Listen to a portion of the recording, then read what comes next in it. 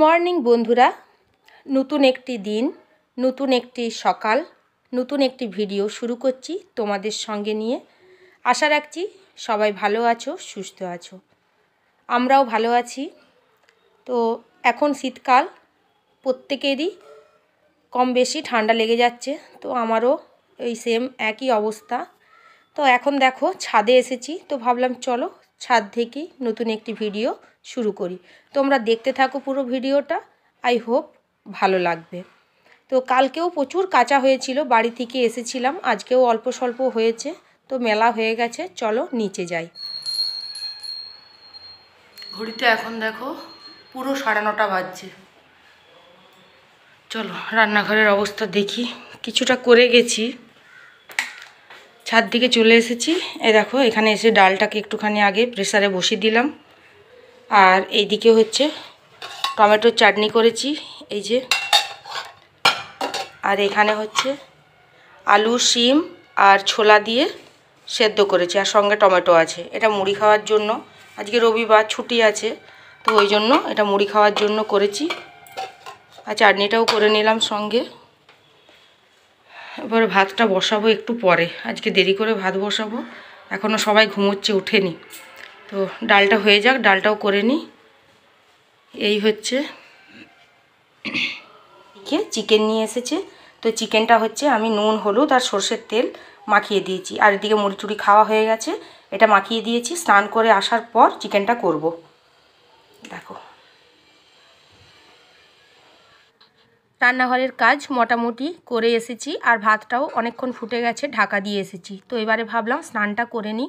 তো তার আগে দেখো কৃষ্ণা যখন কাজ করে গেছে, তারপরেই আমি গরম জলে হালকা সার্ফ দিয়ে আমি সোয়েটারটা ভিজতে দিয়ে দিয়েছিলাম। তো প্রায় নতুন কেনার পরে 2-3 বার পরা হয়ে গেছে, কাচা হয়নি। তো এবারে ভাবলাম না কাচলে আর পরতে পারবো না, ওই জন্যেই সোয়েটারটা আমি কেচে নিচ্ছি। আর ও বাচ্চা মানুষ কত কাচবে। আর ওর বাবারও এই সাইডে সোয়েটার কিছু জামা কাপড় ছিল, ওরগুলো ভিজিয়ে রেখে দিলাম। আপাতত এটা গ্রিলে এখন জল ঝরাতে দিয়ে দেবো, পরে যখন স্নান টান করে ছাদে যাব তখন নিয়ে গিয়ে আবার মেলে দেবো, কারণ এত মোটা এখানে শুকোবে না। আর এদিকে ভদ্রলোক গেছে বাজারে, সবজি বাজার, না হলে তো বাড়িতে কোনো বাজার নেই। তো আমি তারপর স্নানটা করে নিই, আর ওই আসার পরে আবার সবজি টবজিগুলো তুলতে হবে, চিকেনটা করতে হবে, অনেক কাজ আছে। তো চলো আমি এবার স্নানটা আগে করে নিই, তারপরে আবার আসছি।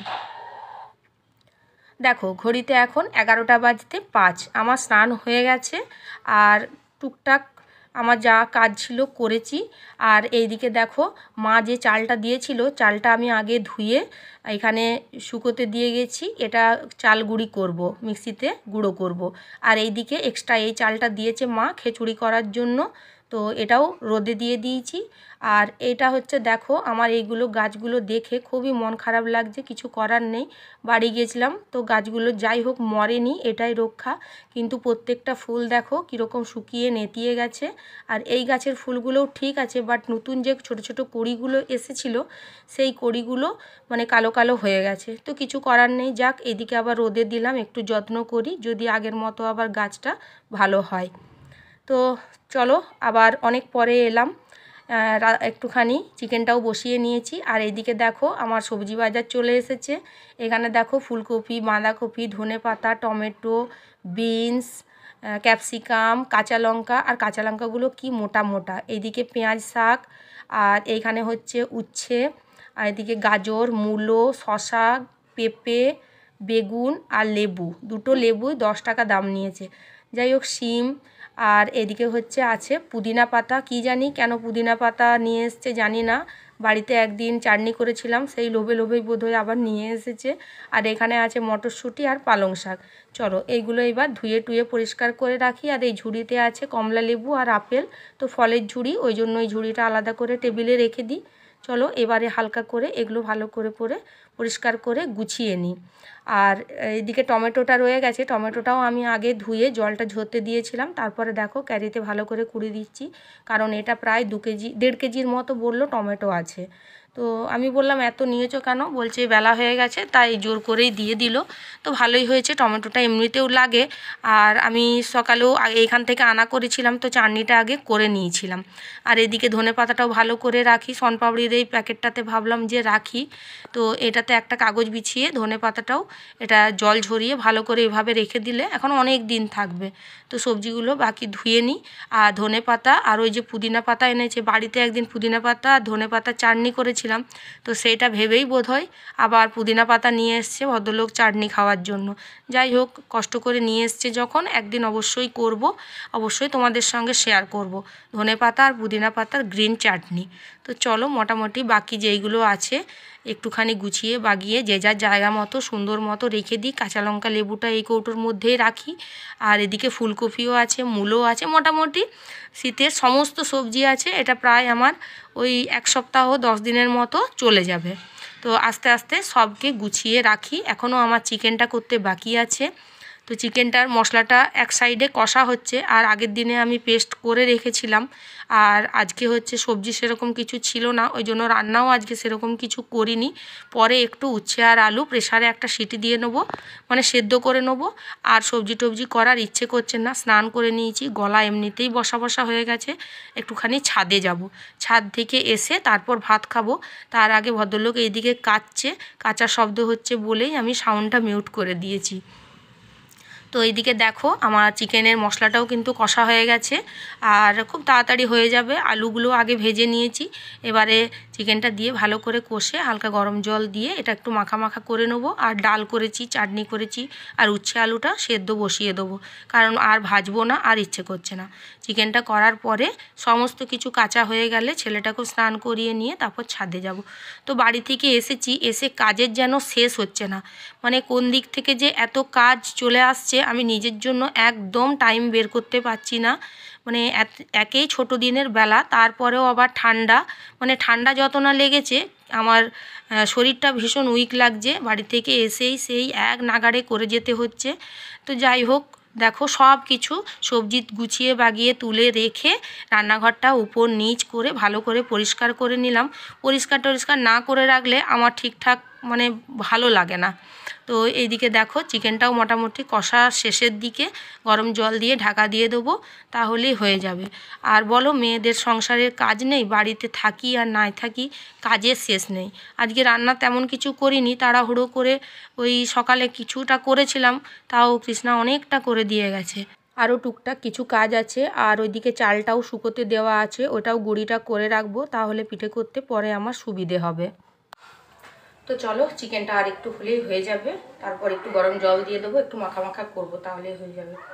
আর এখন একবার ছাদে যাব, কারণ গরম জলটা দিয়ে আর ঢাকা দিয়ে ছাদে যাব, কারণ মাথাটা একটুখানি শুকাতে হবে। আর ছাদে জামাকাপড়গুলো সব দেওয়া আছে, ওগুলো নিয়ে আসবো। সোয়েটারটা কাচলাম, সোয়েটারটাও শুকোতে দিয়ে আসবো, এইখানে শুকোবে না। তো চলো, চলে এলাম ছাদে। সবাইকে স্নান হয়ে গেছে, আর বড় গেছে স্নান করতে। আর এইদিকে ছোট ছেলেরও স্নান করে নিয়েছি, ওর বাবাও করে নিয়েছে। ওর বাবাও টুকটাক কিছু যা নিজের হাতের কিছু ছিল সেইগুলোও কেচে নিল। আর আগে সকালবেলায় যেগুলো কেচে মিলে দিয়ে গেছিলাম সেইগুলো মোটামুটি সব শুকিয়ে গেছে। আর এখানে দেখো বালতিতে প্রায় 1 বালতির মতো কাঁচা হয়েছে।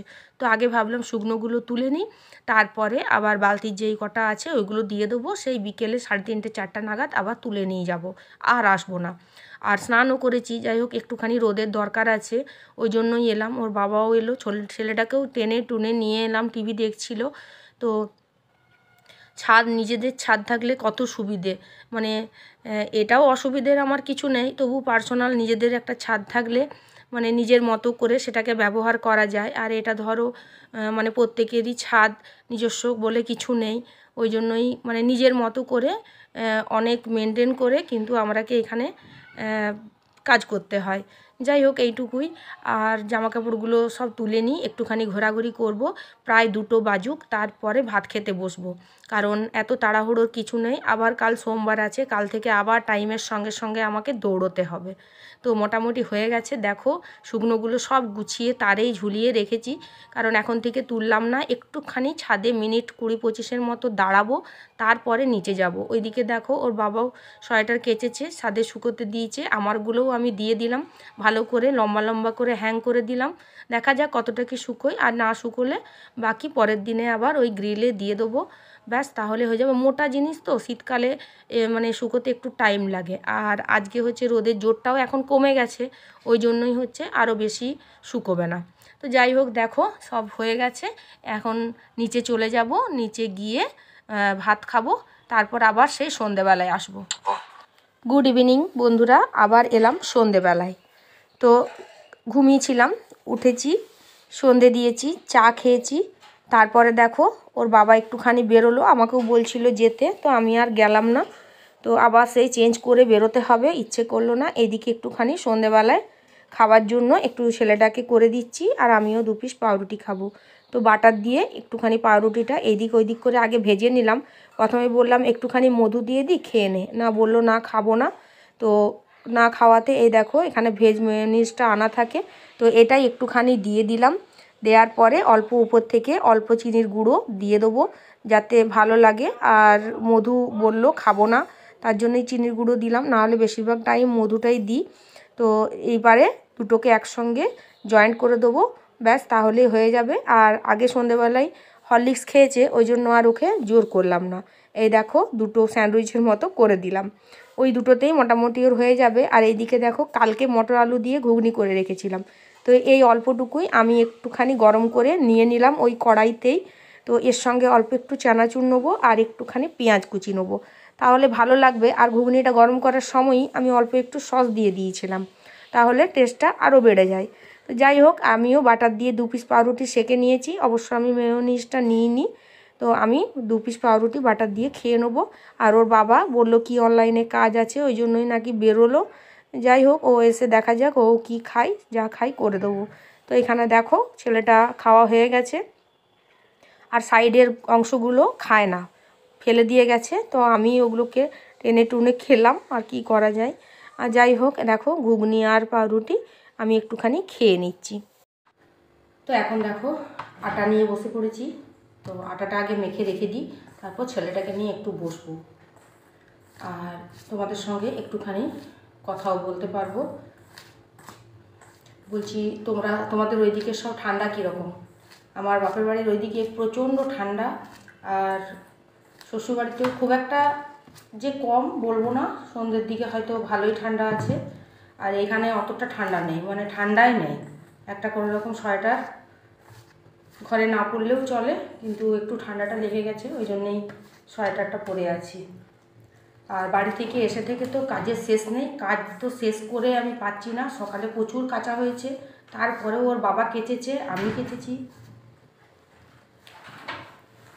তো প্রথমে ভাবলাম যে চলো আটাটা মাখতে মাখতে তোমাদের সঙ্গে একটুখানি কথা বলি।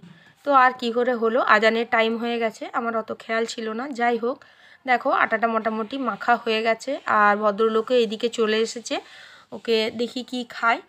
আর এরপর ছেলেটাকে একটুখানি পড়তে বসাবো, কারণ বেশ অনেক দিন হলো ছুটি হয়ে গেছে, এবার না পড়তে বসালে নেক্সট এক্সাম আছে আবার ব্লক 2।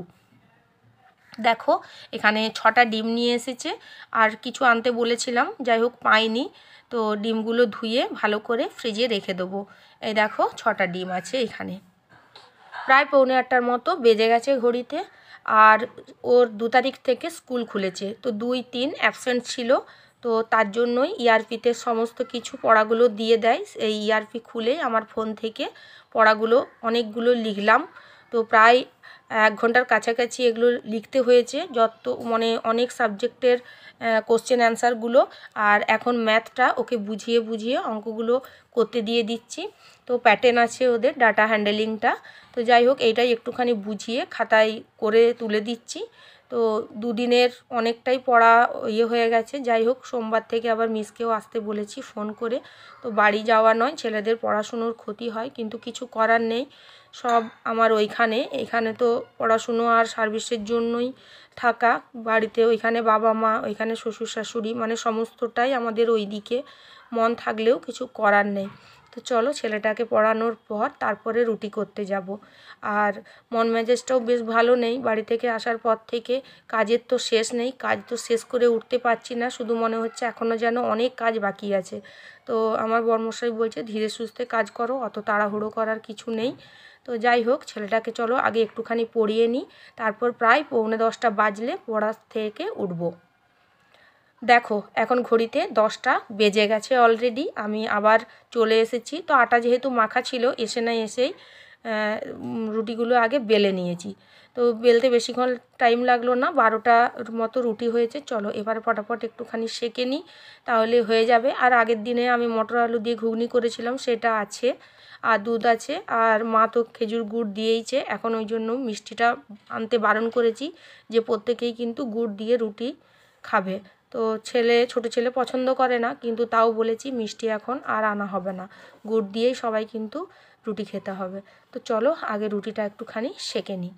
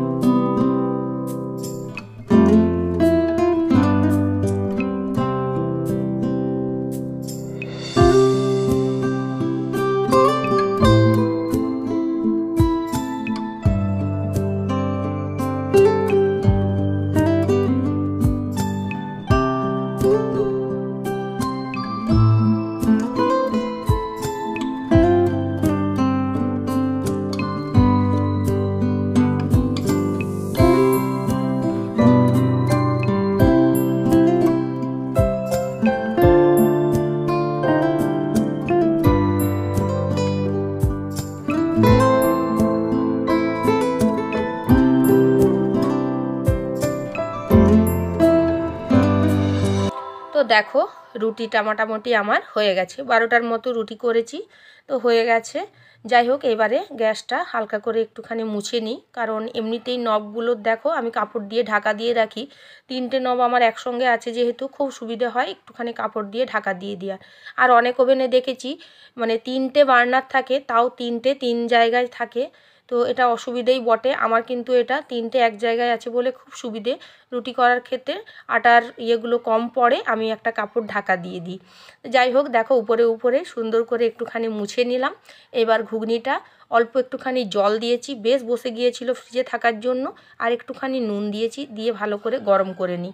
আর এদিকে দুধটাও চাপিয়ে দিচ্ছি। ব্যাস এই হচ্ছে আমাদের আজ রাতের ডিনার, আর সঙ্গে আছে গুড়। তো চলো এগুলো গরম করে নিই। সব কিছু হয়ে গেছে, প্রায় 10টা 15 মতো বেজে গেছে। তো ভিডিওটা কেমন লাগলো একটুখানি জানাবে, ভালো লাগলে অবশ্যই লাইক দিয়ে একটা কমেন্ট করবে। দেখা হচ্ছে নেক্সট আরেকটি ভিডিওতে, ততক্ষণের জন্য সবাই ভালো থাকবে। Good night.